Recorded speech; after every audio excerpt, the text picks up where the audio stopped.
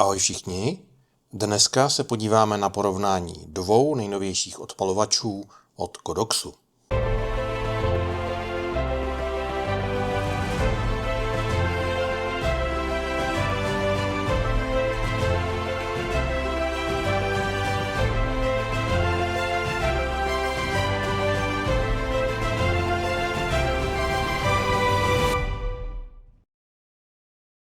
Než začneme, tak nezapomeňte pod videem kliknout na tlačítko odebírat, aby vám neunikla žádná další videa. Godox před nějakou dobou vydal z brusu nový odpalovač s úplně novým designem, s dotykovým displejem, takhle jednoduchý, a to je X3. A teď nedávno k němu přidal druhý odpalovač a to je X3 Pro. Když se na něj podíváte, tak vidíte, že velikost tenhle je skoro dvakrát větší, skoro dvakrát těžší. Ty písmenka na displeji jsou větší a vejdou se vám tam 4 skupiny, tady se vejdou 3 skupiny. To je na první pohled ten nejzásadnější rozdíl. Co se týče ceny, tak cena je opravdu v podstatě stejná, protože rozdíl v té ceně jsou asi 300. Tenhle tuším stojí někde kolem 2300 k dnešnímu dni a tenhle nějakých 2690. Takže něco málo přes 300 je rozdíl v ceně. Ovšem, jak to bude s funkčností a vybavením, na to se podíváme.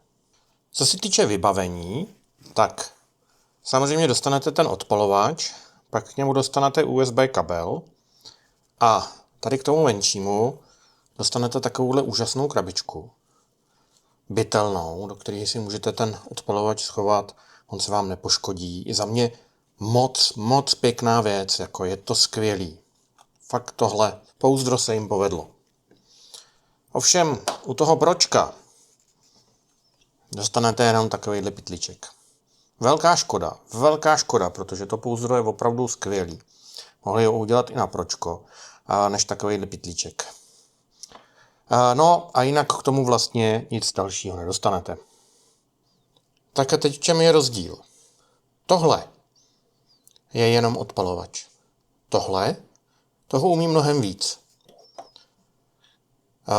Můžete to použít jako dálkovou spoušť. Pokud si k tomu přikoupíte ještě další krabičku, což je Godox XR přijímač pro blesk, který stojí někde něco málo přes 1000 korun, a připojíte to kablíkem jako spoušť ke svému foťáku, tak tohle můžete použít jako dálkový odpalovač svého foťáku. Dálková spoušť. Stejně tak to můžete použít jako spoušť, pokud to cvaknete do sáněk a sem si připojíte kablík spouště foťáku. To znamená, tohle umí i takový ty standardní funkce, jako jsou timelapsy a časové spouštění toho spouště a tak dále. Super věc. Další věc, kterou to umí, je Bluetoothko. Tohle Bluetoothko neumí. Jo, tohleto. Tohle už se umí připojit přes Bluetoothko a můžete to připojit ke Godoxí aplikaci a řídit to přes aplikaci. Upřímně, taková ta móda, kdy mají všichni svoje mobilní aplikace, přes který to můžete řídit. Já jsem to nějak nepobral, jako když tohle to mám na foťáku a potřebuju přeštelovat výkon blesku, tak to prostě udělám tady na displeji a nebudu si k tomu zapínat ještě mobil a něco k tomu připínat. Jo. Takže pro mě tahle ta funkce nemá význam, ale třeba to někdo využije.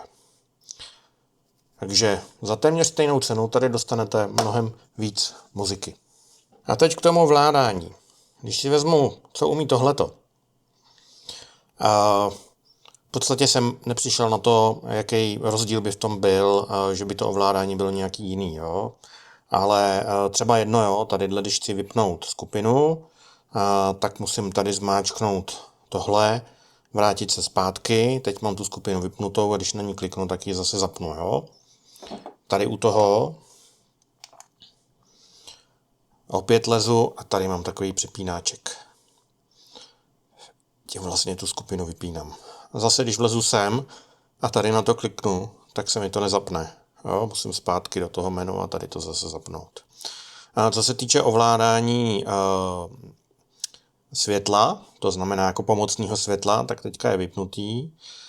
Když to zapnu, tak on tady na mě křičí, že musím jako zapnout ten hlavní přepínač na ovládání světla, tak dám, že jo. A pak si tady můžete nastavit proporcionální, 100% s tím, že tady máte tahátko a off. To je v podstatě tady u toho stejný, akorát to zase vypadá maličko jinak. Jo, vy tady máte žárovičku a vlastně, když na ní takhle kliknete, máte vypnuto, teď můžete štelovat a teď máte proporcionální. Jiný rozdíl v tom ovládání není. Co se týče zkušenosti, jako jakým způsobem se s tím ovládá, tak musím říct, že to Pročko je lepší. Prostě je to větší a prostě tím prstem tam potom jako jezdíte mnohem líp a pracuje se s tím trošku líp než tady s tím prťavým. Jo, ale fakt záleží, jestli chcete mít prťavý odpalovač nebo větší odpalovač. Ještě tady nesmím zapomenout zmínit, že to má tady infračervené světlo, takže pokud potřebujete přiostřit, tak on si dokáže přisvítit. Ale je otázka, na jaký foťák to budete dávat. Na ty starší foťáky už to nedáte, protože na to nebude firmware, a na ty novější, ty už v těch špatných světelných podmínkách dokážou ostřít docela dobře, takže otázka, jestli to k něčemu vlastně je nebo ne. Já si nepamatuju, že bych za posledních pár let potřeboval přisvítit při ostření, i když jsem fotil jako hodně potně. Jo. Tak. Co mě třeba osobně potěšilo, tak je ta XR jednotka, která se k tomu dá.